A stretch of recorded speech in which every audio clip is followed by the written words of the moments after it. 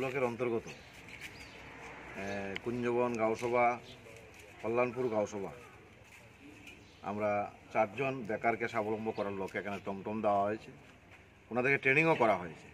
আমাদের সরকারের ভারতবর্ষ বা ত্রিপুরার যে আত্মনির্ভর, সেই লক্ষ্যে সরকার কাজ শুরু করেছে, আপনারা দেখেছেন। তারই অঙ্গ হিসাবে আমরা আজকে দিয়েছি এবং বিগত দিনে দিয়েছি, আগামী দিনে আরও পরিকল্পনা রয়েছে। কাজেই প্রত্যেকটা যুবককে যাতে কাজে লাগানো যায়, প্রত্যেকটা যুবককে যাতে স্বাবলম্বী করা যায়, সেই লক্ষ্যে আমাদের সরকার এগিয়ে যাচ্ছে এবং প্রত্যেকটি প্রশাসনের যারা আধিকারিক রয়েছে সেখানে তার সহযোগিতা রয়েছে। এখানে আমাদের ইউকো ব্যাংকের মাধ্যমে কল্যাণপুর আরডি ব্লকের যিনি দায়িত্বে রয়েছেন, ওনাদের সহযোগিতায়, বিডিও সাহেবের সহযোগিতায় তাদের ট্রেনিংয়ের ব্যবস্থা তেলিয়ামুড়াতে করা হয়েছে। সেই ট্রেনিংয়ের মাধ্যমে, ট্রেনিং শেষের পর তাদের হাতে আজকে 4টা টমটম তুলে দেওয়া হয়েছে।